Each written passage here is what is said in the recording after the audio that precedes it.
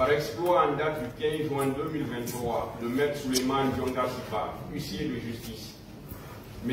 Omar Sylla alias Fonike Mangue, Mamadou Biloba, Sekou Koundouno, Abdoulaye Oumousso et Alpha Midia Oba alias Gani Alpha ont cité directement M. Alphonse Charles devant le tribunal correctionnel de Dixine pour avoir à Conakry courant cette année, en tout cas depuis temps non couvert par la prescription, de façon intentionnelle et mensongère, dénoncer en fait de nature à exposer les susnommés à une sanction judiciaire.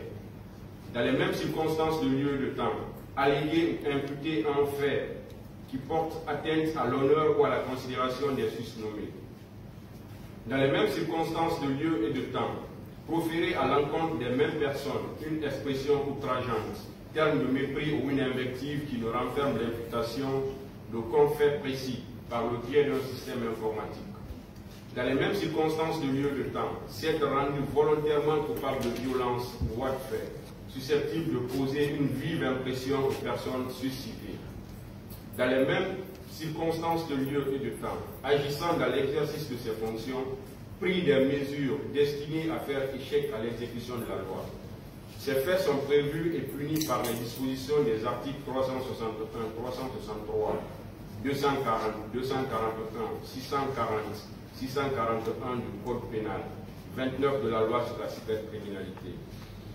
À l'audience du 23 juin 2023, les conseils des prévenus ont soulevé les exceptions tendant à l'irrecevabilité de la citation pour cause d'immunité tenant à la double qualité de magistrat et de ministre de M. Alphonse Charles Wright. Concernant sa qualité de magistrat, il déclare que parmi les faits qu'on lui reproche, certains remontent au moment où il était procureur général près la cour d'appel de Conakry et sur ce, il ne peut être justiciable du tribunal de ce siège. À cet effet, ils invoquent les dispositions des articles 4, 34 de la loi organique L/2013/054/CNT du 17 mai 2013 portant statut de la magistrature, 757 et 755 du Code de procédure pénale, 158 de la loi sur la Cour suprême. Pour ce qui est de sa qualité de ministre, ils soutiennent que M. Alphonse Charles Wright ne peut être justiciable que de la Haute Cour de justice et pour cela, ils citent la loi numéro 009 du 23 décembre 1991 portant organisation de la Haute Cour de justice. Le ministère public de son côté soutient qu'à bien lire l'exploit de citation directe, on se rend compte que les faits reprochés au prévenu se sont passés au moment où il était procureur général et maintenant qu'il est ministre.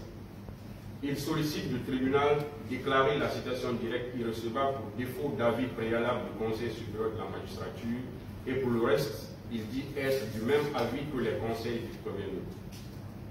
En réplique, le Conseil des parties civiles soutient que la qualité de magistrat se trouve et que le prévenu n'ayant présenté aucun brevet de magistrat ne peut prétendre être un magistrat. En plus, il déclare que la Haute Cour de justice, malgré l'existence de la loi qui l'a créée, n'a jamais fonctionné. Ainsi, pour toutes ces raisons, il demande au tribunal de rejeter toutes les exceptions et ordonner les débats au fond. Discussion sur l'exception d'incompétence du tribunal, sur la qualité de magistrat du prévenu. Attendu que les articles 450, 757 et 755 du Code de procédure pénale disposent respectivement. Article 450. Les exceptions tirées de la nullité, soit de la citation, soit de la procédure antérieure, doivent, à peine de forclusion, être présentées avant toute défense au fond.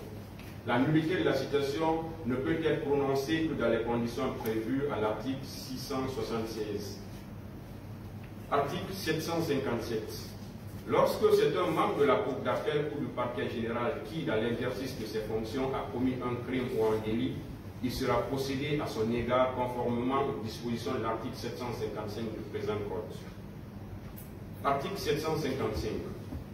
Les crimes et délits commis par les magistrats de la Cour suprême sont poursuivis conformément aux dispositions de la loi organique précitée. Que l'alinéa 1er de l'article 34 de la loi L/2013/054/CNT du 17 mai 2013 dispose: lorsqu'un crime ou un délit est commis par un magistrat du siège ou du parquet, membre d'une juridiction autre que la Cour suprême, il ne peut être poursuivi que sur avis du Conseil supérieur de la magistrature. Qu'à l'espèce, il ressort de l'exploit de citation directe, ainsi que des déclarations de toutes les parties, que les faits reprochés au prévenu datent de la période où il exerçait les fonctions de procureur général près la cour d'appel de Conakry. Que pour preuve, il est versé au dossier de la procédure un acte numéro 865/PG/CA/C/2022 en date du 7 juin 2022 ayant pour objet instruction et dans lequel le procureur général donne des instructions au procureur de la République près le tribunal de première instance de victime. Que dès lors, il est constant que le prévenu est un magistrat et il bénéficie d'un privilège de juridiction.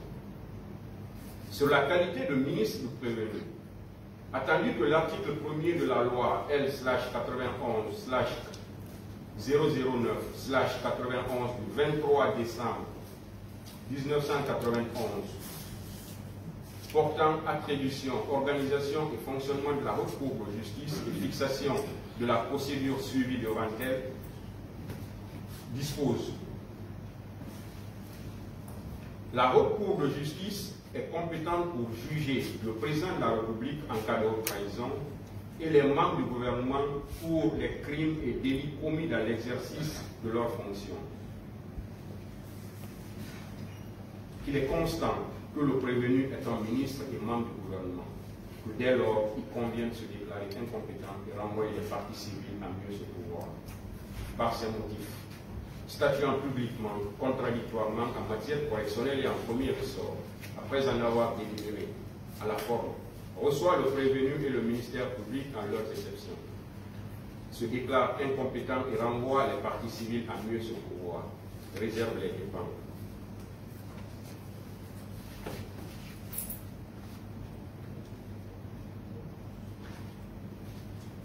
Quelle est la décision du tribunal? Et les parties peuvent interjeter appel si elles ne sont pas d'accord.